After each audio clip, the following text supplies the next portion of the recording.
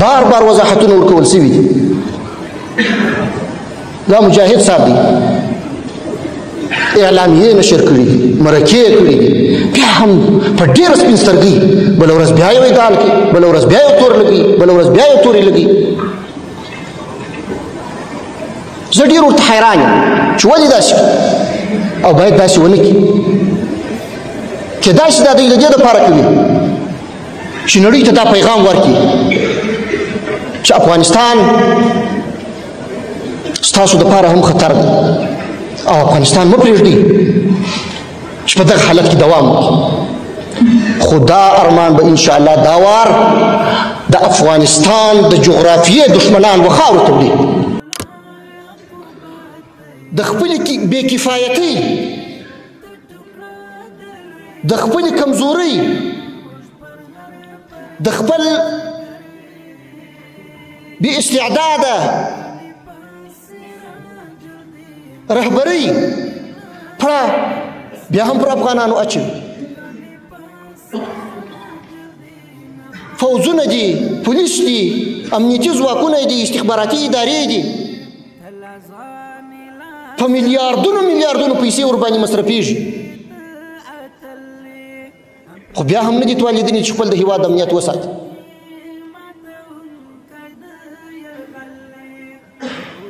امنیتي پیښې کېږي، مشکلات پکښې پیښېږي،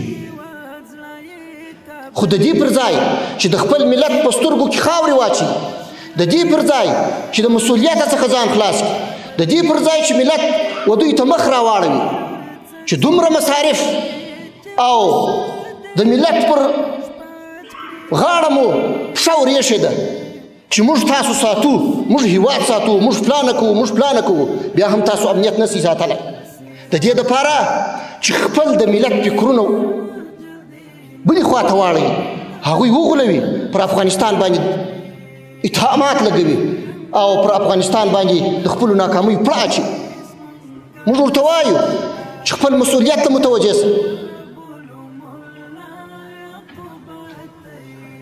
خپل کار ته ژمن واوسېږه، خپل د هېواد امنیت وساته، افغانستان مه متهموه.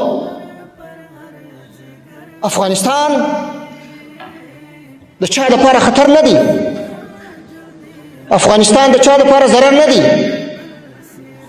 افغانستان دا 40 کاله ستونزې او مشکلات ګاللي دي او پوهېږي، دا ولس پوهېږي چې دا ناخوالې او مشکلات د هېچ چا په ګټه نه دي.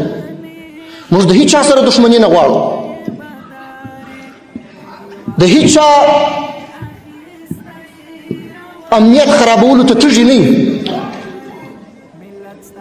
خو دوی باید خپل مسؤلیت وپېژني او نور افغانان او د افغانستان مظلوم ملت او دا د افغانستان د ملت نماینده حکومت تورن نه کړي، خپل د ناکامیو د پټولو دپاره باید بې ځایه ادعاوې ونه کړي. بار بار وضاحتونه ورکول شوي دي. دا مجاهد صاحب دی اعلامیې نشر کړي دي، مرکې کړي دي، بیا هم په ډېره سپین سترګۍ بله ورځ بیا یو ادعال کوي، بله ورځ بیا یو تور لګي، بله ورځ بیا یو تورې لګي. زه ډېر ورته حیران یم چې ولې داسې کوي او باید داسې ونه کړي. کېدای شي دا دوی د دې دپاره کوي چې نړۍ ته دا پیغام ورکړي چې افغانستان ستاسو دپاره هم خطر دی او افغانستان مه پرېږدئ چې په دغه حالت کې دوام وکړي. خو دا ارمان به انشاءالله دا وار د افغانستان د جغرافیې دشمنان و خاورو ته وړي. ډېر هېوادونه